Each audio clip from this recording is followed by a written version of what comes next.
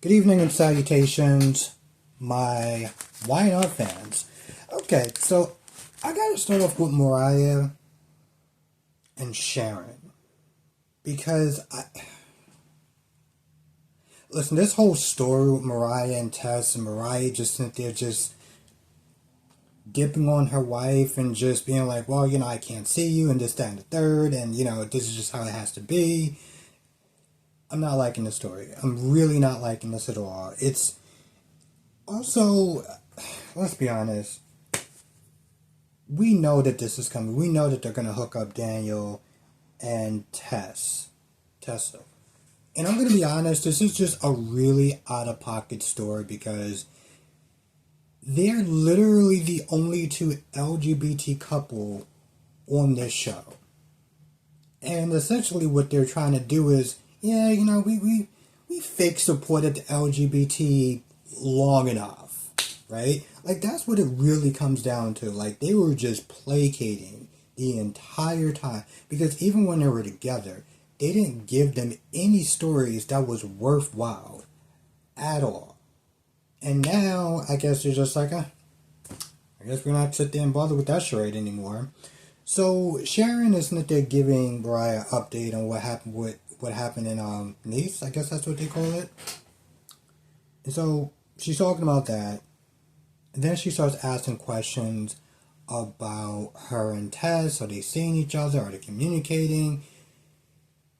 The thing is, that Mariah has been very defensive for a hot minute. She said that she was seeking therapy and stuff, and that was good. And I felt like at that point she should just let it be, right? So she starts pushing. And Mariah's like, listen, I kind of, need you to just take a step back. And she was like, well, you need to sit there and hang at home with your family. You need to do this. You need to do that. Mariah's like, she kind of says it without saying it. And Sharon's like, okay, I get it. You want me to back off.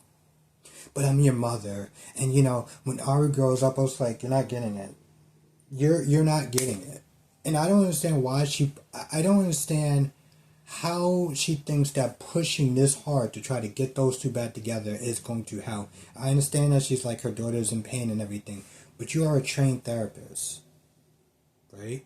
When was the last time you actually pushed a person where they didn't want to go and they wound up just doubling down? I don't understand, and that's what she started doing. She just kept going and going and going, and it's like, I know she could be kind of, I'm sorry, in the past couple months, I started to notice an annoying side with Sharon, and I'm starting to see it now. And I don't understand how she's this clueless, where she can't just read the room and be like, and that's what Mariah said afterwards. Mariah's like, yo, listen, if you keep doing this, I'm going to have to distance myself from you too. But it shouldn't even gotten to that point.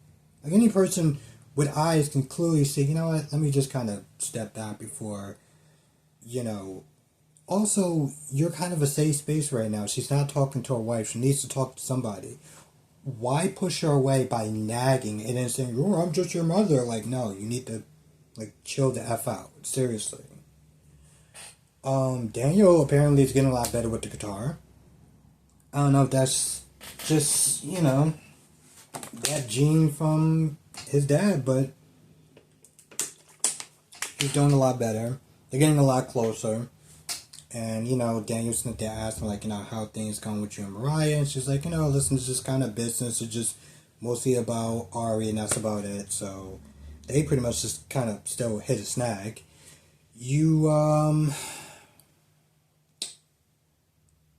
The conversation with Claire starts off with Claire sitting there telling Victoria, guess what Victor did? He tried to use Audra to break us up. And Victoria's like, oh my goodness, I can't believe that Daddy would go that low. I was like, really? Because he didn't try to do the same thing to you and Billy with Chelsea? Oh wait, he did. So why are you so surprised that he would do something like that to Claire when he literally did the same thing to you and Billy? But she's also having her doubts. And, listen, this is her first relationship. she still messed up from joint, which I think she. I know she does. I know she said that she did therapy, but I don't know. But she's also like, she don't know if she should trust him or not. She trusted Jordan implicitly. You saw where that got her at, so she doesn't know. But for right now, she's kind of just like, what her dad said. And her dad would be like, listen, Kyle has been good to you. Don't let those seeds of doubt that Audra clearly try to plant in your head affect your relationship. Kyle's worried, talking to Jack about the fact that he don't know if she believes him or not. Now, he did sit there and say, well, I played a game with her to see how far she would take it, and then I stopped it. I was like, oh, that's funny. You didn't tell Claire that, though, did you? You didn't tell Claire that you played a game of dare to see how far you would go. Towards the end, he does run in. He runs into her. And he talks to Nate. He's like, I should have told Nate everything, but you didn't, because if you did, you would have been telling on yourself.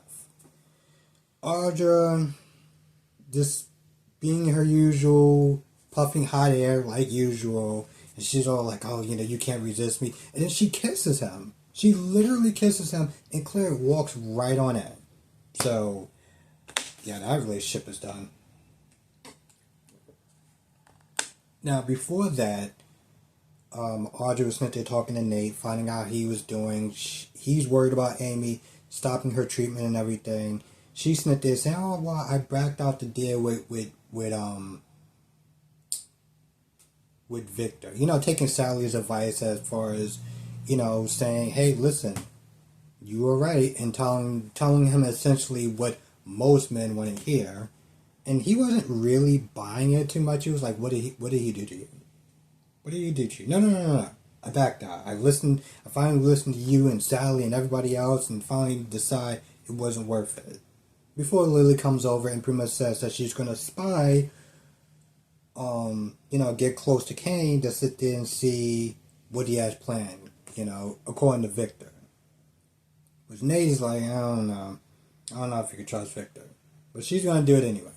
So she goes to the hotel. She initiated, goes to the hotel, sees Holden, and she's like, what are you doing here? None of your goddamn business. Like, why do you feel he needs to answer to you? But he says he's there for a job opportunity. He acts shocked and surprised when she tells him that is Kane. Kane is Dumas and everything. They talk about Damien for a little bit, and at this point, he doesn't know that Damien is dead. So he's like, oh, he says something that was like cold-hearted to Damien because he felt like Damien screwed him over and everything. But of course, his tune changed when he finds out that Damien died. Which, I mean, the fact that Kane didn't even sit there and tell you that tells you what kind of person you're working for. And I can't imagine. I guess even be one of those things where it's like, oh, I just didn't get around to it. You just didn't get around to it. My business partner that you knew was my friend, and you just didn't get around to it. I hope that money's good. Jack talks to Victoria for a little bit, but it's nothing pertinent.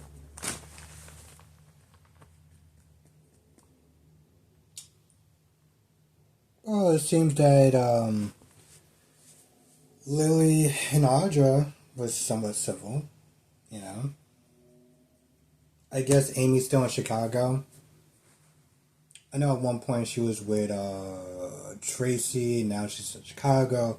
Who knows when we're going to sit there and see her again. I know when they do have their interaction with Lily and Amy, I just have a feeling, and granted nothing, more of a theory, that she's going to blame Amy. I mean, Amy's going to sit there and blame Lily. Well, if you didn't make that man jealous, then my son would still be alive. Nate was a little bit more, he didn't blame him directly. He didn't blame Kane directly, but he blamed Kane for setting the situation up for that to happen. And I understand, at least I understand the string theory behind that. I mean, my whole thing was like, he sat there and was like, well, somebody's going to try to kill me, so I need you to sit there and, you know, solve my murder or see who's going to try to kill me or something like that. It was like, if that was the case, then where was security? Like, the whole thing, the way it played out just seemed so dumb. It really seemed dumb. But they had to sit there and get rid of some people, so, you know, slash that budget and all. I feel like that's pretty much about it for the most part. I can't think of anything else.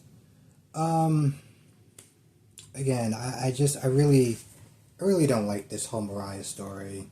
You know, again, it seemed like it was a mercy killing, but I also find it just very. I find it very. I don't know. I don't know what to sit there and say. Like, it seems somewhat disrespectful. Like, they lack.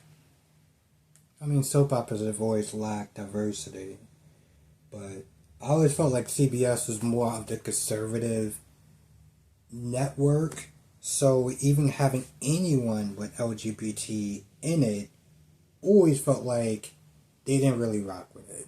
They were doing it just more as a, oh, we support, and then you break up the only LGBT couple that's there. Like, okay. Anyway, if I missed anything, write in the comment section below. I'll see you in the next video. And hopefully live streams.